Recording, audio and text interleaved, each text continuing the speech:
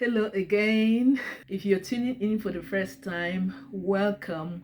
If you are a returning subscriber, thank you for the continuous support.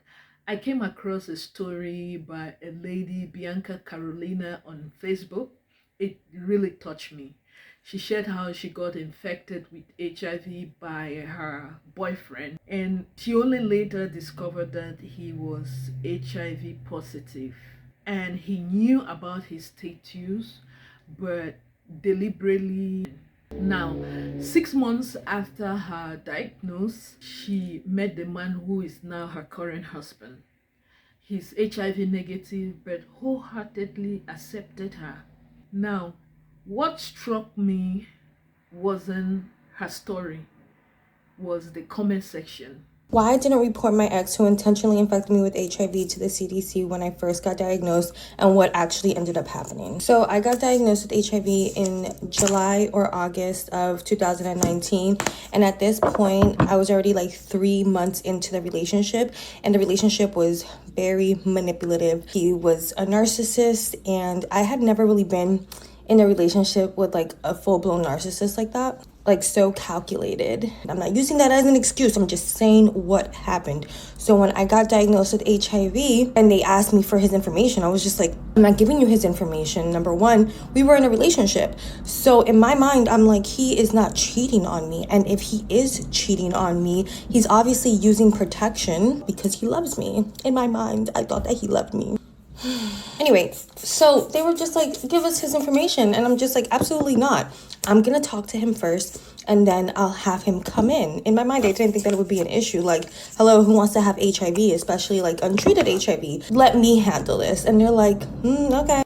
Anyway, so about 3 months go by and it's literally the worst 3 months of my life. Literally so freaking toxic, so horrible. God was just like, okay, baby girl, you want your proof? Here's your proof. One day I go on a trip and he goes on a trip, and then I come back and we obviously are intimate and we don't use protection at all. Even after I told him that I was HIV positive, we're intimate, and then a few days later, my VJ starts feeling very, very weird. I have a very close relationship with my infectious disease doctor, and my infectious disease doctor hated my ex-boyfriend. The moment that I told her that I wasn't feeling good down there, she said, come into my office right now, we're gonna get you tested.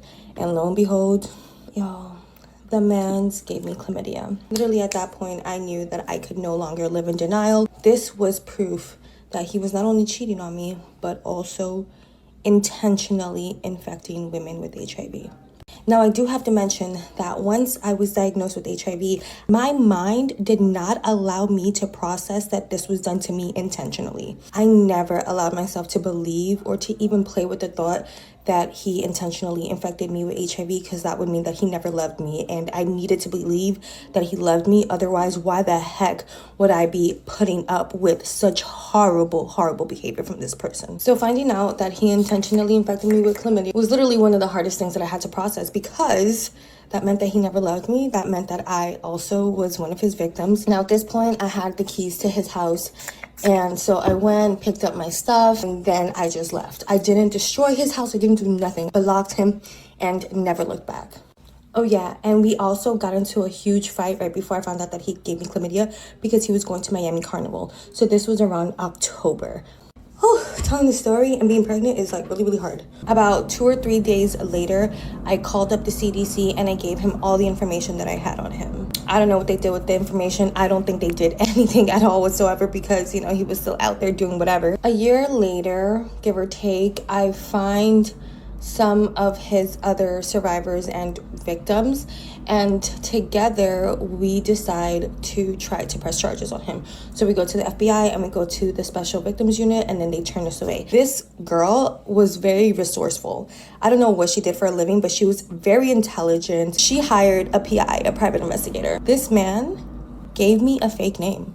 I was in a relationship with a person that I didn't even know what their real name was. Mind you, I gave everything that I knew about him to the CDC, but it was all a lie. He had multiple phones, multiple addresses. The address that I gave him wasn't even like his main address. He even lied about the cat. Like, he had a cat and he told me one name and he told every single one of his girls a different name for the cat. Like, who lies about things like that? It was just the weirdest thing. I know that some way, somehow, you ladies are gonna find a way to blame me. It's crazy that you women hold me, a victim and survivor of this man's horrible actions, to a higher standard than him. I am not responsible for what he does with his body. I'm only responsible for what I do with mine and how I respond to the situations that happen to me or that happen in general.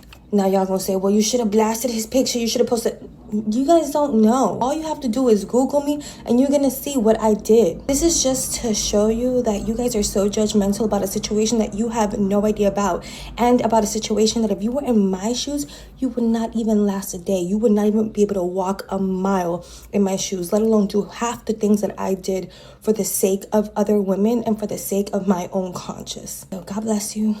And lots of people were encouraging Bianca and sending her love. Let's say if she were in a Nigerian community or an African community, she would have been brutally judged. People would even look at you, most African men or Nigerian men will look at you as irresponsible. It's not to say, even in America, there's no stigma. There is. It's nowhere close. The kind of stigma women, face within our African or Nigerian communities.